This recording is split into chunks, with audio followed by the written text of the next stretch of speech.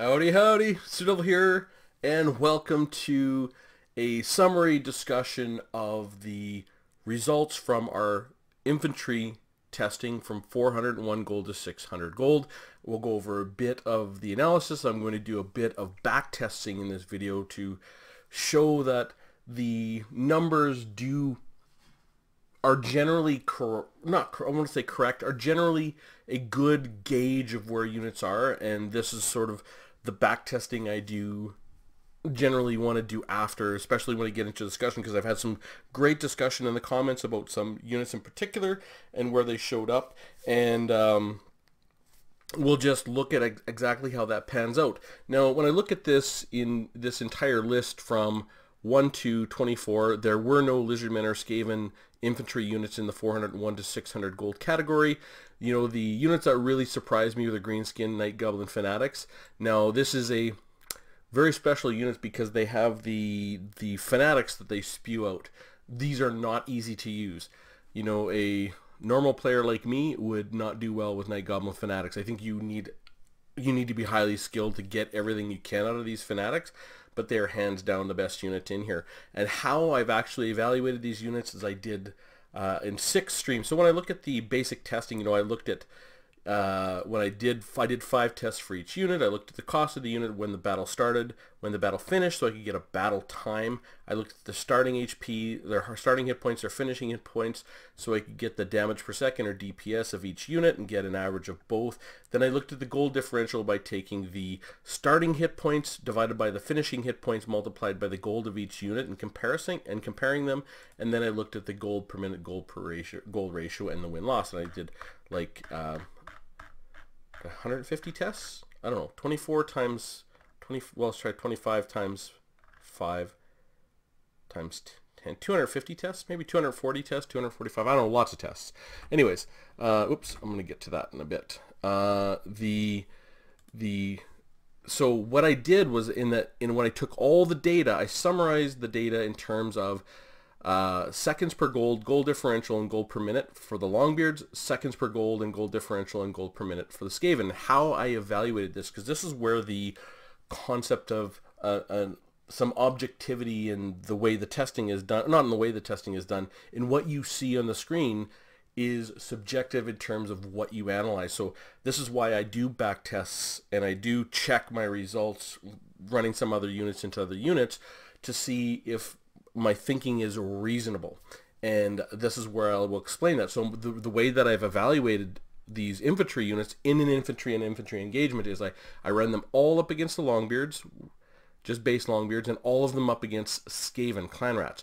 The idea being I wanted all of them to fight something they were going to lose against, which is the Longbeards, and all of them to fight something they were going to win against, which is the Skaven clan rats. And when I look at the evaluation of their performance against Longbeard, the seconds per gold is saying how long do they hang in there. If they're going to lose, if one of my units on the field, this is my logic and my thinking, if one of my units on the field is going to lose, I want it to lose as slowly as possible. I want it to hang in there for forever. And this seconds per gold says so here's like the number 1 is Dwarf Warriors. The Dwarf Warriors fought for 305 seconds, and they only cost 450 gold, so their seconds per gold was 0.68. Whereas the Night Goblin Fanatics, they hung in there for 114 seconds, but they're only 450 gold again, but so they're 0.25. So they weren't that great. They were number 19 on that list. And you look down and down the line, where units like the Spearmen, they hung in there for 331 seconds.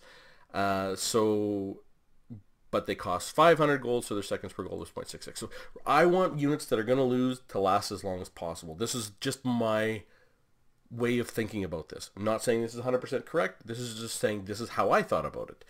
Then I looked at the gold differential. This is that comparison. And in this comparison, the only unit out of all of these that pulled positive value against the Longbeards were the Night Goblin Fanatics. They pulled a positive 84 value.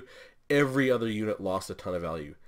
This is because I actually know that the Longbeard, because I've done so much testing over the past 2.5 years, the Longbeard is the gold standard for defensive infantry. They are the best defensive infantry in this game, period. and they're gonna be positive value against almost everything except Night Goblin Fanatics. Night Goblin Fanatics are amazing. Then I looked at their gold per minute. How much gold did they pull per minute? Now I do have two time-based calculations, but they are slightly different and they are meaningful. And then when I looked at the Skaven, I did again a seconds per gold, but I looked at it from the reverse. In this case, I want to know how fast did I beat the Skaven, and then how much gold did I spend to do that. So how many seconds per gold did I take, and I want the minimum. I want whatever beats the Skaven to beat them the fastest. So the unit that beat them the absolute fastest was the Goreherd, and they beat them in 68 seconds. And when I divide through by their gold, that is a 0.11 seconds per gold. So they finished first in that. And again, I looked at the gold differential, and the number of units pulled positive gold against the Clan Rats. They were the Night Goblin Fanatics, the only unit to pull positive gold against the Longbeards, and they pulled positive gold against the Clan Rats. Then the Aspiring Champions, the Dwarf Warriors, and the High Elf Spearmen were the only units that pulled positive gold. There were some other units that were close, like the Savage Orcs, very, very close on this. Savage Orcs are a really nice unit. Same with Goreherd, Sartosa Free Company. But you look at units that lost a ton of gold, like the Flagellants. Oh my God, 248 gold they lost to Clan Rats. It is disgusting.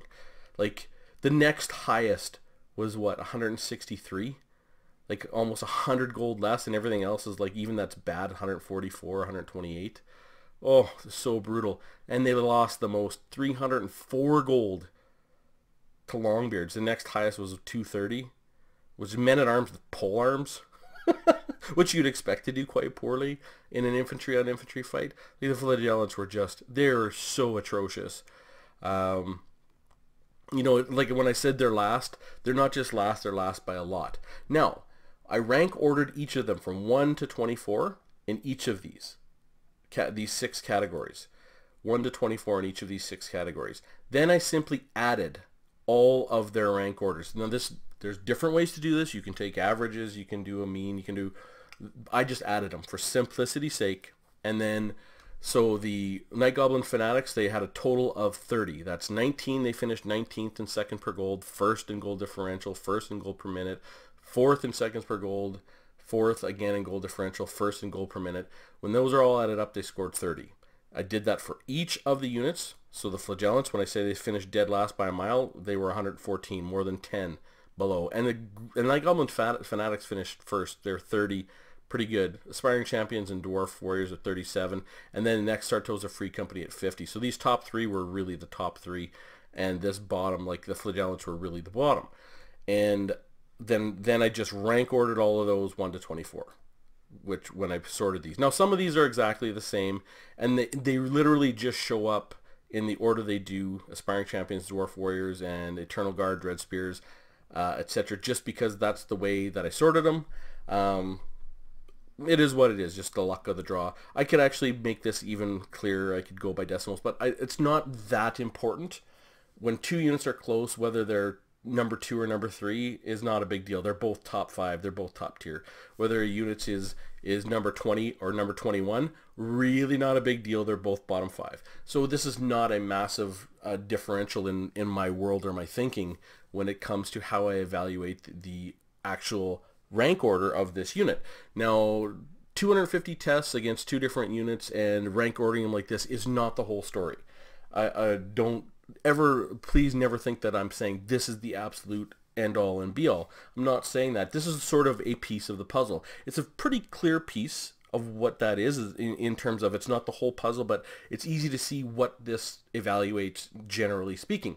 Now, when I talk about back testing, meaning, if you look, like I did, whatever it is, so 24 units times 10, 240 tests to get this. 240 battles I ran to get this. If I wanted to do another way where I made Savage Orcs fight Orc Boys and then Dwarf Warriors, and then this would just be an exorbitant number of tests. It would be thousands and thousands and thousands of tests just to do that with these guys, to get that sort of rank ordering. And it wouldn't be much different. That's the key.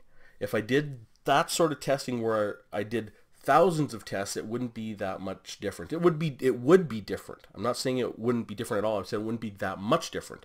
And how I know this is I back test against my original thinking to see if these things sort of start to make sense. And a unit that was talked about quite a bit in the comments was Nehekar Warriors. It was like, you know, are they really that bad? And, you know, they're not, maybe they're not as atrocious as Flagellants, but they really shouldn't be rank ordered near Men-at-Arms and Eternal Guard. You know, they should be at the least up sort of by 16, 17, sort of like that. And Norska kind of up here with their Spearmen at 11, they should be down. Eternal Guard with shields should be below Eternal Guard. You know, they're like, you know, these kind of things. And I'll show some of the back testing. So Nehekar Warriors, we know. Nehekar Warriors are meant to be damage dealing anti-infantry, and they're way down here. So, and they're at 575. So I set up some tests, or like just to go and show the difference. And they're going to go, I'm going to do a quick test against Savage Orcs, which are also a damage dealer. They have Frenzy. They're not anti-infantry though, but they're sort of the same role, or very, not the same, but similar role. Savage Orcs have physical resistance. Nehekar Warriors have reasonable armor for this category at 45. So we'll go and see. Now the Savage Orcs should beat the Nehekar Warriors, even though they're cheaper. They only cost 550 versus Nehekar Warriors 575. Based on my testing, based on intuition, maybe they shouldn't, but based on my testing, they should, if this is correct. So we'll just start the testing and just let them go ahead and fight. And already you see the Savage Orcs think they're winning right away. And this is the back testing that I do to take a look at this. And you can see the Savage Orcs are actually winning pretty handily. And the Nehekar Warriors are already crumbling, like not even a minute in.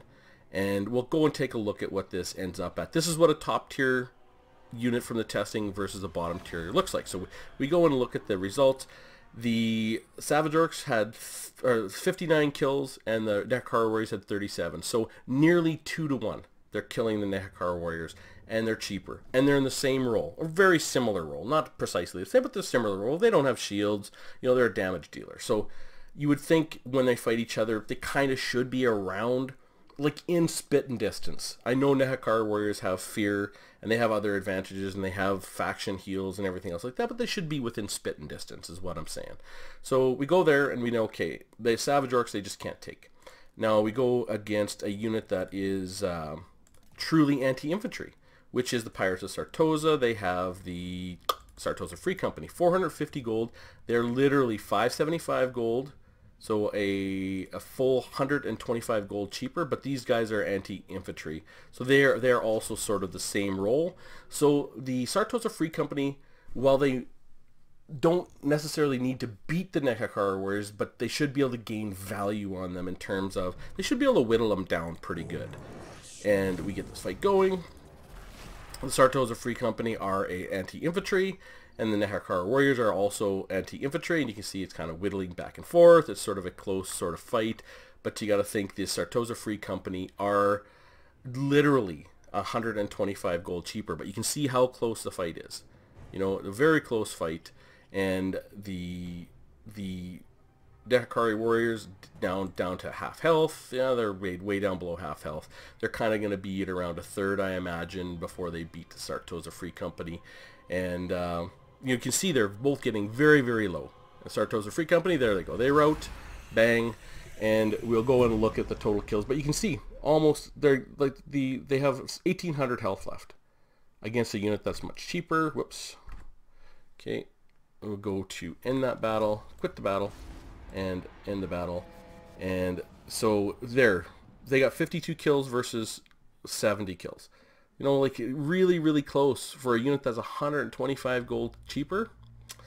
You know, that's just their Sartosa Free Company are pulling very, very good value on the Nehekar Warriors. Now, here's kind of a test that I thought that would be super interesting is, now, let's get Spearmen with Shields, a unit that I've talked to that are overvalued in the 400 and under gold.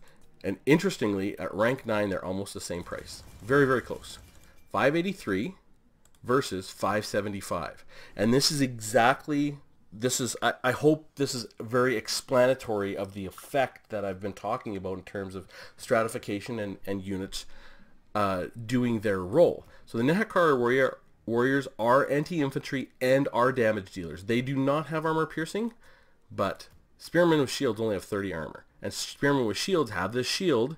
They should have to pay a price for that shield. And they are anti-large and they have charge defense. They got a pretty good anti-large bonus of 15. Like against large, they have a melee attack of 40. So this should be a demolition.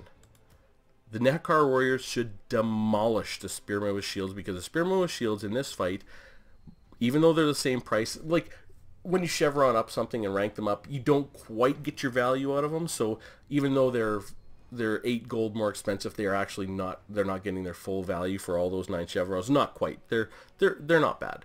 So we take them and fight, and this should be a destruction. Nehekara warriors should obliterate spearmen with shields. They have the fear, they are anti-infantry, they are damage dealers, and what, these guys have a charge bonus of 4. Nehekara warriors don't have, not great at 15, but okay, we get this fight going. Again, should be an absolute demolition. And well, looks like they're winning off the start a little bit, but they're not green in here. Looks like the spearmen shields are sort of holding their own.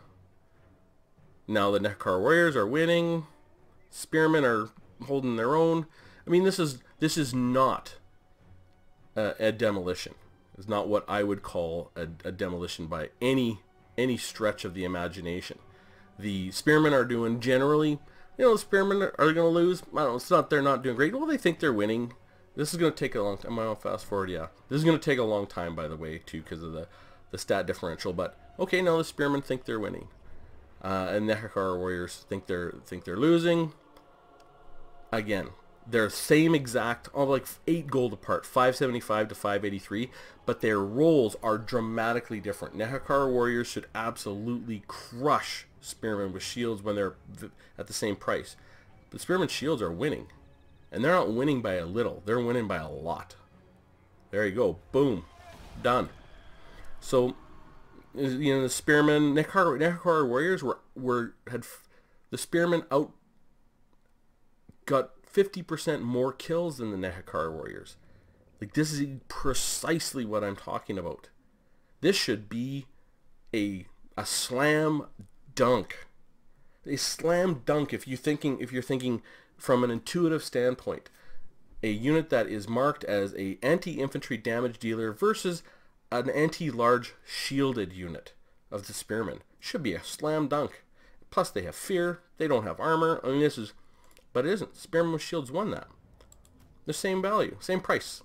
Now, that's when you look at the actual value proposition. When we get down to the how these things are calculated, that's why I go back and do the back testing. But then I look at this. So this is why what I'm evaluating when I back test is, you know, this concept of evaluating the DPS of the two units versus each other, the final health versus the starting health, multiply their gold to finish, get a gold per minute and a gold differential. Is that a reasonable way to do that? When I rank order them like this, and then I test some of the units that are really standout sort of stinkers versus units that are standout pretty good, is there a clear gold differential? And you can see that the Nehekara warriors, they lose clearly to the Savage Orcs, who are at rank 9, and they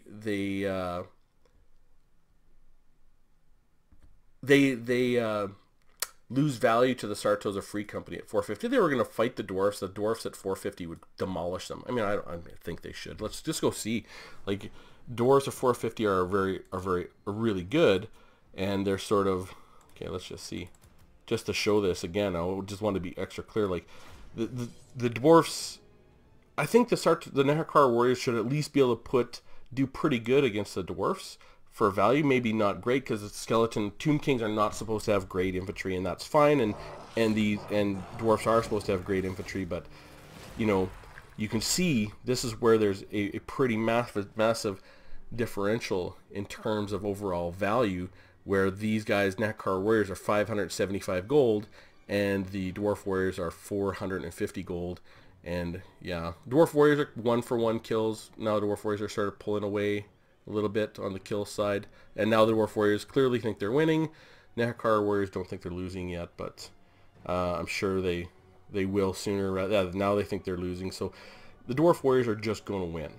And they should win, even if the Nehakar Warriors were buffed. Given I think all they need is actually a true anti-infantry bonus of sort of like 6, and I think that would put them as far as they need to go. They still would lose to the Dwarf Warriors if they had an infantry bonus of 6.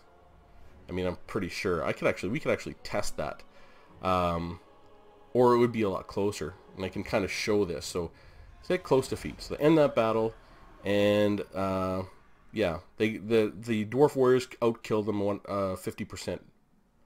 68 kills to 43. So now if we go and I say I want to give them a bonus versus infantry of 6, give them 6 stat points. I'll chevron them up. So they have 32 and 21. That's 2, 3, 4, 5, 6, 7. So about 7. So in this case, this is about where I think they should be for stat points. I want to say maybe 5, but let's just see what this fight looks like when we go and we're sort of back checking how these things fight, and I don't even know. I've never done this test before. I'm just absolutely pulling this out of my butt. Is where I think these guys should be, an anti-infantry bonus of 6. But let's see how this fight looks like. I think Nehakar Warriors at 125 more gold than the Dwarf Warriors. Maybe they shouldn't win, but they should be able to bring it down to the wire at the very least. And here they're winning. They're not pulling far ahead of the Dwarfs, but they're doing much, I would say, much better. Yeah, because they're about tied with total kills. It's very close. And again, Dwarfs are worth 450 gold. Dwarf Warriors are thinking, no, the Dwarf Warriors should have top tier defensive infantry. So this, even though there's a gold differential, I still think the Dwarf Warriors should win or do very good. And they are. I mean, this is very close. Dwarf Warriors, yeah, the Dwarf Warriors I think are going to win this. Oh, maybe not, because the Dwarf Warriors don't have as many units. Really, really close. But you can see it's coming down to the wire. Nehakar Warriors are 575, Dwarf Warriors are 450. This is where I would expect to see this fight, because the Dwarf Warriors are supposed to have great infantry. The Tomb Kings are supposed to have poor infantry. You have your anti-infantry. There, they won. So they just barely won. So you have your anti-infantry damage dealing poor infantry versus top tier defensive infantry that's cheaper. You shouldn't get value out of that, but you should get a little bit more than you're getting. So this is a pretty even up fight. Yeah, they're finishing with that. So in that battle, the Dwarf Warriors had 60 kills. They had 64. So they're going almost kill for kill, but the Nehakar Warriors have more total units. So you see, you give them sort of those, they got 7 extra stat points, but they don't have the weapon strength. You give them anti-infantry of 5 or 6, maybe 4. I don't know what it is. You give them some anti-infantry bonus, and it's not going to break the game, but it'll be much more intuitive and correct, because what'll happen in terms of this fight is these Nehakar Warriors might come up to sort of maybe 14 or 13. They might kind of come up into that level, which is where you would expect them to be, much closer to the Savage Orcs. Maybe they beat the Savage Orcs in a one-on-one fight, because they are worth a little bit more. But that's the sort of back testing I do, which isn't comprehensive. I don't take data, but I just check. Is this making sense when I have sort of top level infantry in this fight? The Gore Herd should beat the Nehakar Warriors. Spearmen, I would expect them to beat the Nehakar Warriors. Orc Boys, maybe, but they'll pull value, just like our Sartosa Free Company pulled value. Our Dwarf won. Our Aspiring Champions would win. Goblin Fanatics, would probably be close, but they should win or lose very closely. But you can see here that these type of units that should pull a little bit more value in terms, or should be more intuitive to players when they are actually picking these units up. So in this list, there's sort of the vast middle, and you can see the greenskins have a really great representation up at the top. The High Elves, and I did talk about this, they're at number 6. the spearmen are good. Now this is the one area where I said in my previous video that I think it's reasonable that the high elf spearmen are decent all-arounders. I think they are in tabletop too. I was listening to, might have been a stream by Loremaster of Sotek. No, it was listening to Italian Spartacus, because he is a high elf player. He loves high elves, and he, in one of his videos, he was talking about the spearmen. And if you go watch his video, he did a top 5 high elf units. He actually put spearmen in there. It was just interesting because I don't know. I'm sure he doesn't do testing like this, but he does do testing. I know I've seen him do testing before, and he loves high elves. Like, every single damn time I've ever heard him refer to the War of Vengeance, he always calls it the War of the Beards, and it irritates me. Well, as it should. You know, as it should to all of us Dowie. You know, the War of the Beard. It's the War of Vengeance, Italian Spartacus. But you can see through his testing, his play, and his love of the high elves, he actually puts spearmen at number 3 for their infantry. Turns out high elf spearmen are a good all-around unit. Silver shield, good defensive, good against trash, and that is their only unit down there. They don't have a unit at 600. I mean, I don't think they do. I think that's the very only unit they have down there. That's just for giggles. Just go and double check that I'm not talking out my butt. Yeah, it's 500. The next unit they have is White Lions at 800. So they have nothing at all down here. So spearmen sort of have to be good all-arounders, and they are. Silver shield, good defense, you know, decent enough armor at 40, good leadership at 70, and they're a good all-arounder. Though they're not as good as dwarf warriors, because dwarfs are better than elves, which everyone knows and this test proves. So other units that sort of stick out are these Marauder Spearmen. Again, Marauder Spearmen, they're coming in at number 11 for 450 gold, and their Marauders with great weapons at 525 are coming in lower. Now, these Marauders with great weapons, they're sort of a weird unit. They are very niche in that they have 0 armor, or very little, but they're armor piercing. So the units that they're going to be going up against are all going to do pretty good against them. I don't know if they deserve to be down here or not. But these are the 3 units highlighted in yellow are the 3 units that you might consider a nerf. I don't think the Spearmen, maybe I shouldn't have highlighted them, but the Wood Elves, Eternal Guards, and the Marauder Spearmen should be lower, and the Flagellants and Neckcar Warriors I think should be higher, just straight up. They just need a straight up buff. Again, Neckcar Warriors, bonus versus infantry of 6 or 5. You could test it, probably 5 might be good, 6 maximum, and Flagellants, I can't remember what I said, I think probably health would be the big thing, and oh yeah, I did a whole video on the Flagellants, and we looked at their actual unit cards. So there's actually a few things that would be cool to do with the Flagellants to make them really interesting, but right now, unless you have a very good reason to bring Flagellants, and with a unit that is unbreakable, you're going to find good reasons to bring them, out of kind of a one-off or a two-of for very specific roles. If you're an Empire player, especially if you're new, and you're bringing Flagellants thinking, okay, these are sort of ass kickers that should be awesome against the Vampire Counts or the Vampire Coast or the Tomb Kings, they're not. They're terrible. I mean, they're even worse than Neckcar Warriors. I mean, I don't know who would win out of the two. I mean, I would think it would be extremely close. Let's do it. This is a sort of a broad summary discussion video. This is not meant to be succinct. I mean, I can't do a video. We'll see, maybe someday. I'm going to try and do a video in less than 5 minutes, but I don't know that I'll ever be able to do one. But, so, let's get our Neckcar Warrior. Get him down. Now let's get our Flagellants and see who wins. This is the battle of the units that need love. Is that how I would... If I was going to post this as sort of a you know how, like, with a really sensational title, what would I say?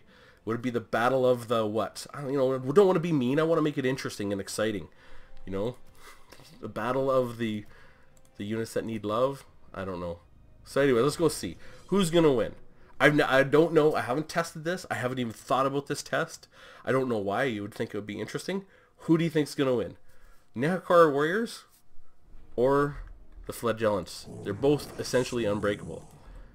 Let's find out. I'm going to put my money on the Nehekar Warriors. Because the Flagellants are just so bad. Even though the Flagellants cost more. Alright. Here we go. The Flagellants are awful. And the Nehekar Warriors are starting to pull ahead. Looks like the end now they think they're winning. Yeah. This is something. Nehekar Warriors are bad at 575 and they are crushing the Flagellants. That's how bad they are. Like, God almighty. They are awful. You know? Again, they're an unbreakable unit, so they can do things that other units can't. I get it. You know, don't get me wrong. But yeah. It's close. This is not like a crush, but it is I'm going to call that a clear victory for the Nehekar Warriors over the Flagellants. Yeah, they got 90 kills versus 58, so 50% more kills. Those Flagellants are so bad. You know, and here's the thing, they were so good for a while. Like, everyone was using them. And I think it had to do maybe with their health. I don't know exactly what their stats were when they were doing really well. And I'm sure CA wants to be super careful about buffing them. Is because an unbreakable unit becomes an unstoppable unit real fast. And they experience that. So I know they want to be careful. But boy, oh boy, those Flagellants can take a lot of stats before they're truly awful. Oh, and this is the buffed version, is it not? 15% physical resistance instead of 12. Oh my goodness. So I do have the beta version downloaded where I have all the changes. So the changes is Flagellants got buffed. They got buffed from 12% physical resistance, I think, to 15. And they still got absolutely demolished. So I was actually going to retest them to see if they came out of this basement, but I think it's pretty clear they're not. You know, maybe their total score comes up to, you know, 107, but they're still the worst. And it's worse by a lot. So the poor Flagellants, poor Nehekar Warriors, they need a little love. Not lots. You know, not lots. But I would actually love to see the Flagellants that kind of go all out. Even if they ended up coming in this list at sort of 16, but they had some of those abilities to make them super interesting, and they could be super good against some things to make them an interesting... I'd love for them to feed off that fear and terror mechanic. That would be so fascinating to watch matchups with great players, right? Anyways... So when we look at all this, Battle Pilgrims, again, I said the Dryads, Battle Pilgrims sort of stick out as a little bit weak. You know, maybe this is right where they should be, because there's not a lot of room to move up this list in terms of, you know, you're just going to start jumping Goreherd with shields. Should Goreherd with shields be below these guys? Maybe they should. Battle Pilgrims have shields. Dryads, you know... where should these sort of fit in? Bretonia doesn't have amazing infantry. Maybe these Battle Pilgrims are where they belong because they have amazing cavalry, right? And they have I don't want to say amazing magic, but they have one of the key lores of magic, which is the lore of life or whatever. So they can heal, and they have other things. So Bretonia has other things. So the Battle Pilgrims are sort of their infantry is not the feature of the faction. So maybe they should be down here. And again, maybe the Marauders with Great Weapons should be down here because these guys did really good. They finished 3 and 4 in gold differential against the Longbeards. So pretty good, 3 and 4. I would say that's actually really strong. So they actually have good, strong, niche, like a very good, strong niches. Like they can do some solid things for you in specific situations. So at least they can do something. It's not like some units that are so bad they really can't do much of anything. And but these guys, at least they can do something. The Marauders with Great Weapons, they're down on the list, but you put them in the right situation and they really shine. And you know, Crypt Ghouls, again, I talked about Crypt Ghouls. There are 14 right about the middle. I think that's about as high as Undead Infantry should ever get, is sort of halfway up this list. I don't think you should ever see Undead Infantry that has all fear and terror and healing and all kinds of other things undead have, which are they're fundamentally unbreakable.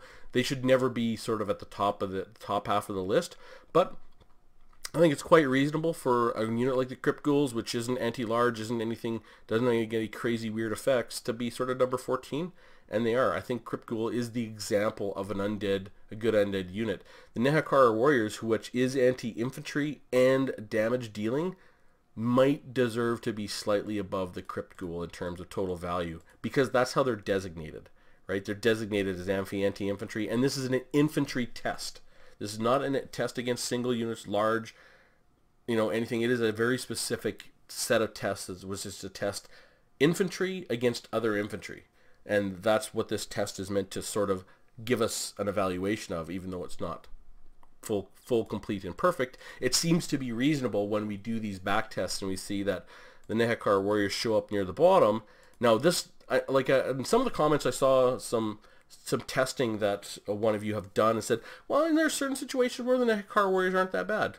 They're kind of okay. And I can understand that there will be niche situations where they can actually be reasonable, like maybe a support in specific situations or whatever it is. But as a whole, compared to other infantry, they really could use a little bit of love. And, that's sort of why I think that.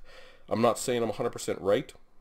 And I know, when you actually explain your ideas, and this is the thing that always comes across, you talk as though, the way you explain it, you always sound as though you're 100% sure of yourself.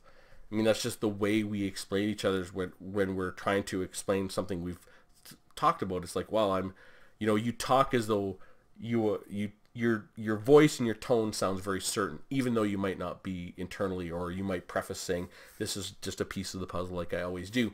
You always sound certain when you talk about it. So otherwise, everything sort of, there's nothing in here that's truly hateful, I would say, with the exception of the units that are highlighted, which I really think could use some love, or I don't want to take the spearmen out there. They should be where they are. I think that's fair. Really, these 4 units, you start to take a look at where they are. Maybe the Dryads, I don't know. They do seem a little bit weak, but the Wood Elves, they have other things. This is where you have to put it into context. Like, if they put a big nerf on the Dwarf Warriors, I mean, it would be devastating. If they put a big nerf on Longbeards, oh my god, it would be devastating to the Dwarfs, because the Dowie don't have cavalry to make up for this. They don't have these other units. What you would see is, if there was some significant nerfs, or there's always power creep in games, and the reason you see power creep is because it's just a lot easier to deal with giving buffs to things than giving nerfs. I think nerfs is quite stressful for anybody. Like, if they went and they actually tried to make all of their changes in terms of an equal number of buffs and nerfs, people would lose their minds. Because that's what you see when units get nerfs. Some people just lose their mind. And you see, if you look at all the lists and you count the buffs versus the nerfs, it's usually sort of like 4, 5, 6, 10 to 1. Like, there's say 5 times as many buffs as there are nerfs in general. So you end up with a little bit of power creep, because in general it's a lot easier to deal with buffs and people talking about them than nerfs, or people talking about units not getting buffed as opposed to units getting nerfed. It's a little bit easier to deal with mentally, I think, and that's why power creep tends to happen. Plus, you want to make new things awesome, right? You do want to new things. You want to make them awesome when they come out, and then sort of make them interesting, and that always keeps the game flowing and moving and interesting, because you don't really want a game like this to be truly static. But like I said, if they nerf Dwarf Warriors and Longbeards, it would be crushing. The Dowie would literally have to change a lot about what they do, I think, in their playstyle. And my thoughts, because even if you see people bring only 2 Dwarf Warriors or a couple of Longbeards, they are just so good. They're such great units that they make more of an impact than they punch above their weight, let's say. They make more of an impact than their cost would suggest they should. Anyways, this is the testing. This is the data, and in the very first video I did go over all of this data. I suppose I should pick up the stuff at the end. Longbeards with a bloated corpse. What was I doing here? Oh, testing versus a bloated corpse. Sartosa Free Company. There's the testing I did for the clan rats and the Longbeards. So that's the Sartosa Free Company testing results, which was not in the first spreadsheet review. So if you want to see what these actual numbers look like for yourself, you can. And of course I dated when I did the testing, and so I could always have that there. So anyways, hope you found that interesting. Love to hear from you down in the comments, especially about the Nehekar Warriors.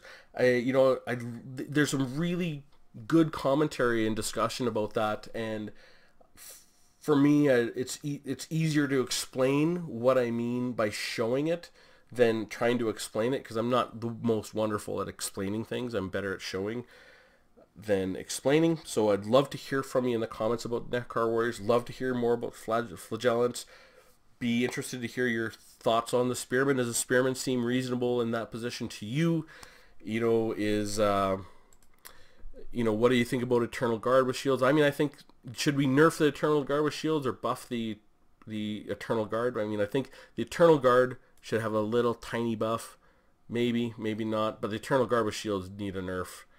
They're just they already have like Dryads. That's why I think Dryads get a buff. Eternal Guard with shields get a nerf. Eternal Guard get a tiny buff. And then you sort of, if you get Eternal Guard sort of up into the 19 slot, 18 slot, and get the Wood Elves Eternal Guard with shields even down to the 21 slot, it's reasonable. And that's how it plays. Because right now, why would you bring anything but the Eternal Guard with shields? No reason to bring the Eternal Guard ever. Because they just don't pull value, right? They're really poor, and they don't have those silver shields. Why would you bring Dryads? Unless you had a specific spell that worked or you needed magic damage, right? Eternal Guard with shields are just going to perform better. Right? They're going to perform better against Longbeards. They're going to perform better against Clan Rats. Although, let me see. What did the Dryads perform Clan Rats? Dryads were what? Maybe they're pretty good. 5, 10, and 18. The Eternal Guard were 18, 15, and 10. Okay, so Dryads are a little better against trash than the Eternal Guard with shields. You know. But then the thing is, you bring Dryads, and unless you have a very specific matchup, this is exactly the reasoning is, if you're not sure if you have a matchup where you're going to see some large, you might think, or you're going to see some missile units, why take the risk of not having shields in anti-large? You just bring a front line of Eternal Guards with shields in that situation. If they have a whole bunch of ranged, you're covered. If they have a whole bunch of large, you're covered. And if it's all infantry, you're not screwed. You know, that's why this concept of having these units stratify out correctly is so important to me. Anyways, love to hear from you in the comments. And with that said, I will see you soon.